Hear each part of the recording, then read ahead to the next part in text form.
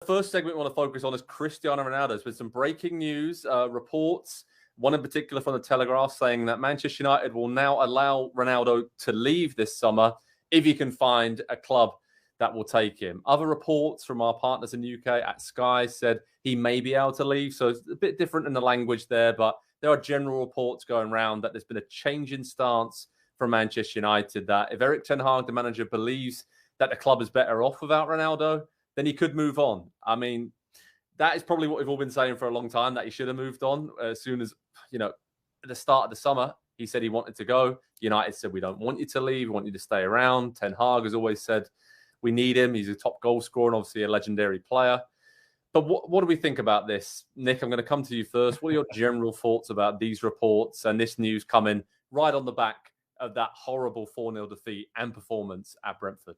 Well, I think that is straightforward. As Erik ten Hag seems, we know he can lie. He would love this guy to be gone. He would have loved this guy to be gone when he took the job. And not that Ronaldo's not still... Look, this last game was the game that sums up Ronaldo at Manchester United. The only way it could be better is if he converted a penalty. And this is not me making a Ronaldo joke, but he took 6 shots in the game.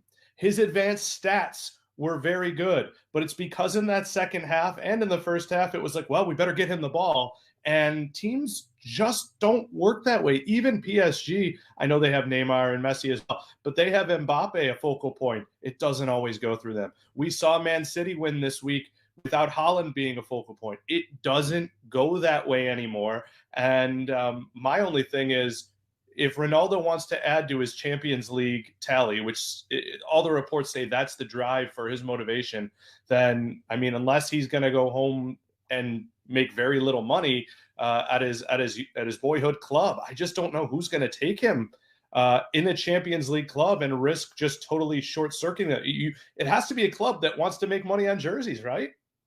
Well, this is the thing. It's like you said, Sporting Lisbon there have been linked to him. He'd have to take a huge pay cut to go there. The other club that's been linked a lot is Atletico Madrid. Obviously, their fans aren't happy with that, given his status as a Real Madrid legend. But you could probably see that working under Diego Simeone and him giving him something a bit different, like Suarez did a few years ago, finishing off chances. But again, they need someone who's going to track back in the system.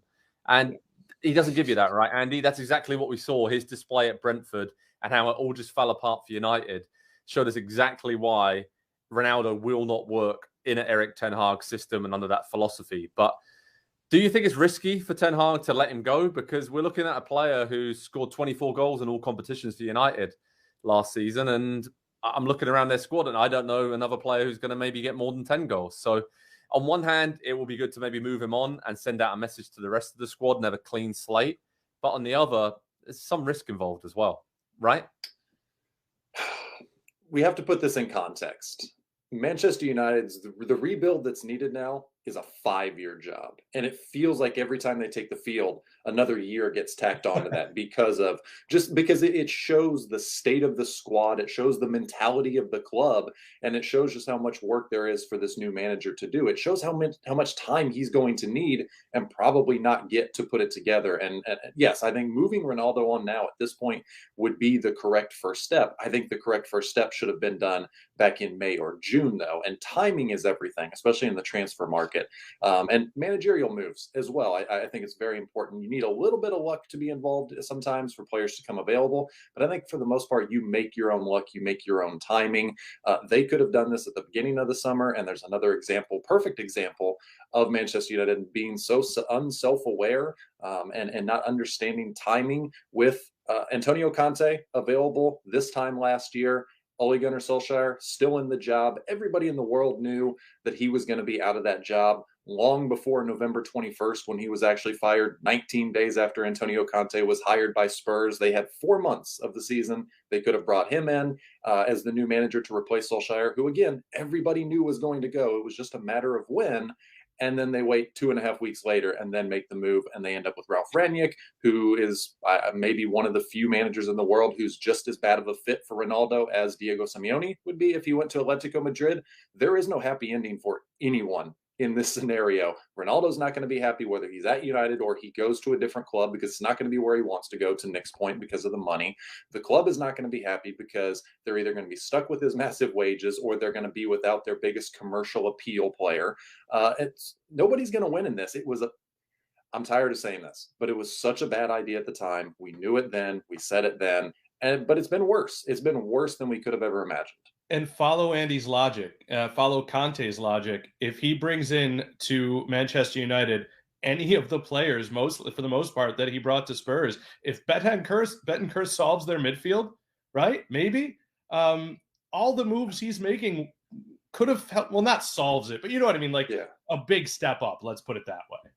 Yeah, and to be clear, Antonio Conte does not fix what's going on at Manchester United by simply being there. What he has done at Spurs, he had something to work with. He had a squad that was about the right age profile and at the right progression in their development to take on and take to another level. Manchester United, as we've been saying, need 2, 3, 4, 5 steps back because they have to.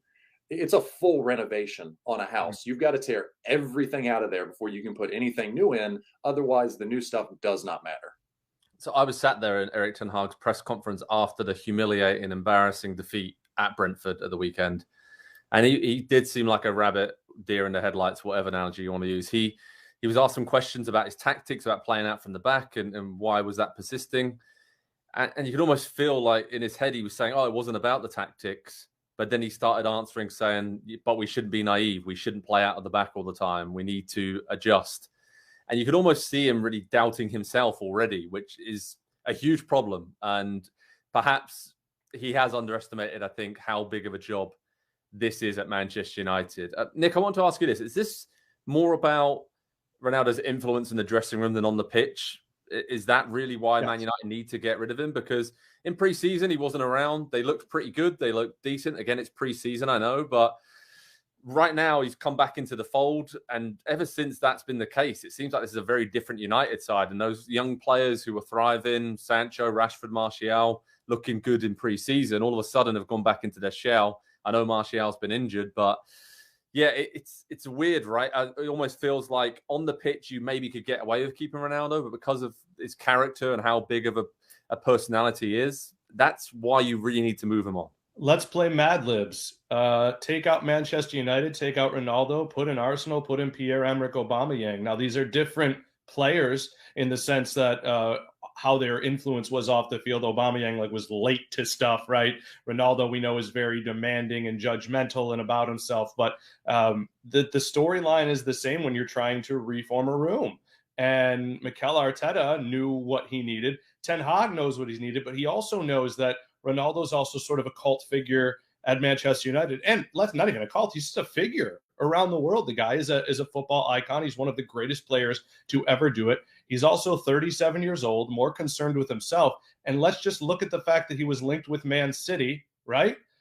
Before he went to their rivals, his old club, Man United. Now he's linked with Atleti when he's an icon at Real Madrid. What's next? Torino? This guy is just proving time and again that he's a fantastic player who is bigger than a club.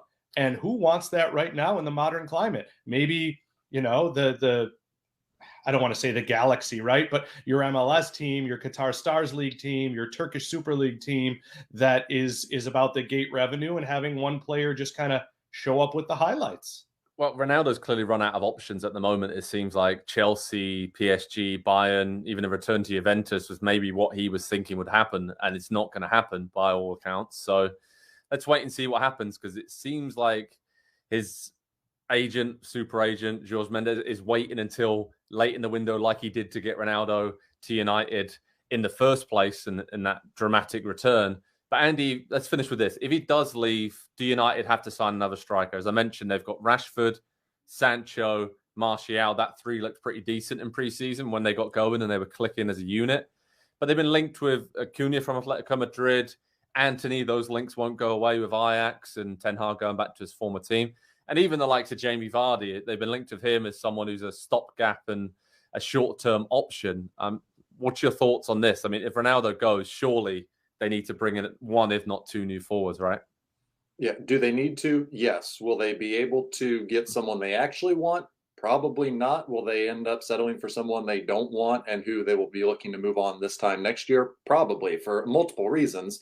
All the top players, all the top targets from the summer, pretty much been signed already. So you're down a lot of options already. And now at this point, Manchester United are in such a desperate position that any club that's going to sell a striker or any player to them really is going to say, well, you need him really badly. We see what's going on there. Give us another 10 million. Give us another 20 million, 30 million. They know that the club will pay it because they've done it historically. But two, they are in, other clubs negotiating with them have all of the power at this point. And it goes back to the timing thing. If you do this at the beginning of the summer and everybody's available and there's a lot of money that was moving in the market at that time as well, there's not so much that's being, spent around at the moment. So there's just, I don't know. I don't know what the solution is because they have just sat on this problem for so long, hoping that it would either fix itself or go away, and it hasn't. And now it's time to actually finally deal with it. And they've got about 2 weeks to the deadline to do so. I feel like we're going to be talking about Cristiano Ronaldo a lot, as we have all summer long, between now and September 1st, when there is that transfer deadline, Andy. So over on Pro Soccer Talk and NBCSports.com, we'll keep you covered all the latest transfer news, Ronaldo and others aside. We'll have a reaction and analysis to all the big deals. As just over 2 weeks now to go until the window closes, and very intriguing times for Manchester United and Cristiano Ronaldo, that's for sure. Hi there, I'm Rebecca Lowe, studio host for NBC's coverage of the Premier League. Don't forget to hit subscribe to watch more videos all season long. For even more Premier League content, from original series to live matches, head over to Peacock and be sure to tune in for Premier League mornings every weekend on USA Network and on Peacock. We will see you over there.